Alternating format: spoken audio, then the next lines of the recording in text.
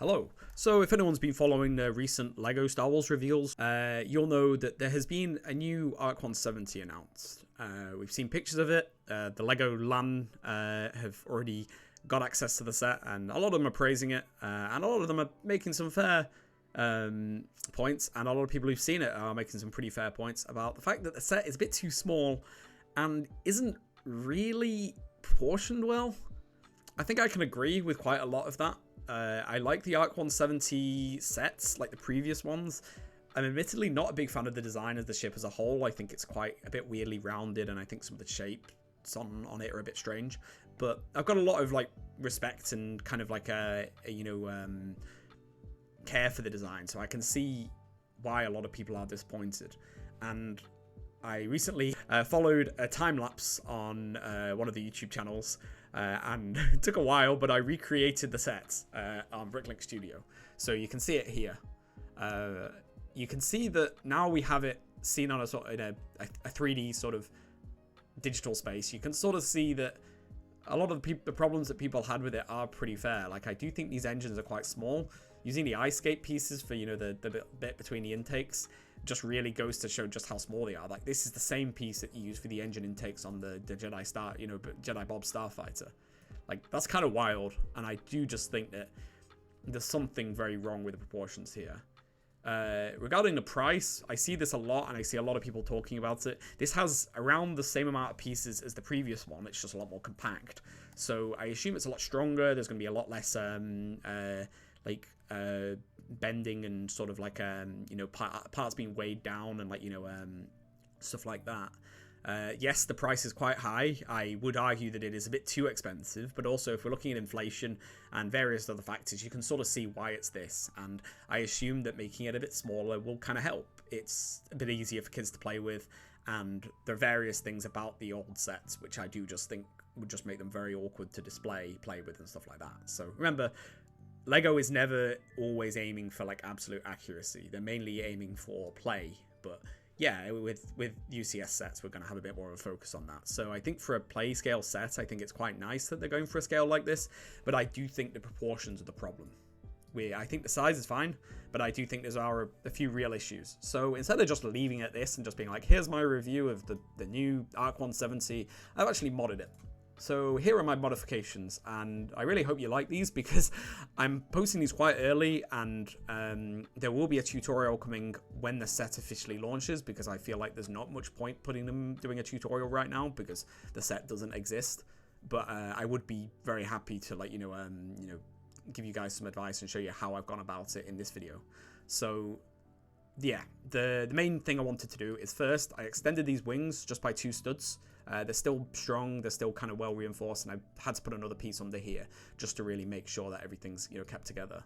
The wings, I've actually just ignored these pieces on the wings. I've just had to display it in this way because the mechanism they've set up for opening the wings is really cool. It's actually great. I love it, but it's not able to move on Bricklink Studio, so I just had to do a few approximations. But this will be how it would look.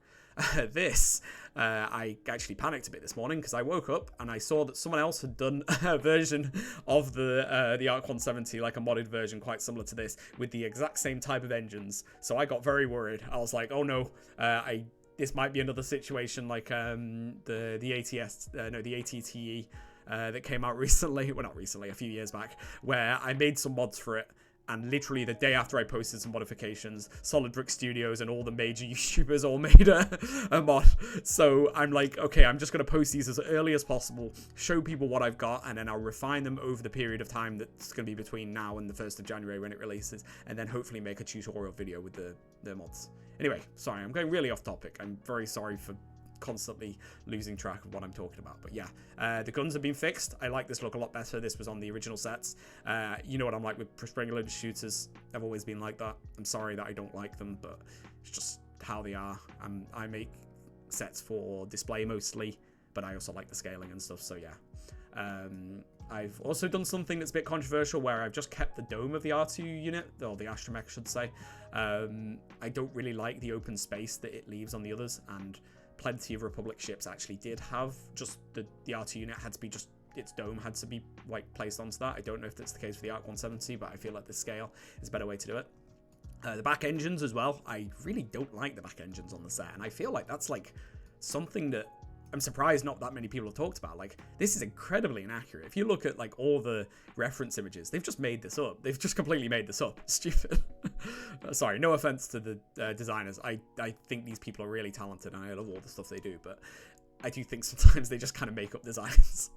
But that's fine.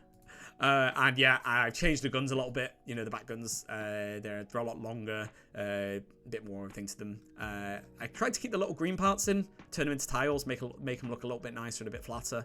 I didn't keep the green part under there because actually, if you look at the official set, what it should be, it is like very, very, very small, like a very tiny little green detail. And I feel like a piece like this would just be too big. So I've gone with that. And now the thing you're probably wondering about, and this is the major change, is the engines. I've had to... Can you see how this is thicker here? This is a bit of a problem because these engines just about fit. But obviously that's not the case in this one. So I've had to thin out this whole area. It doesn't require that many extra pieces really. Just had to thin it out, and it still connects to some brackets along here. And the minifigure still fits inside.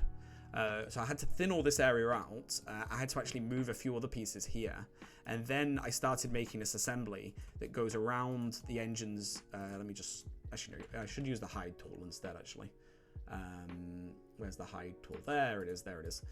So I started making this assembly that kind of goes around this large circular part with, you know, these engines here. And let's just remove them all here. And goes around this and allows you to just put these these curved pieces, but they overlap over just one.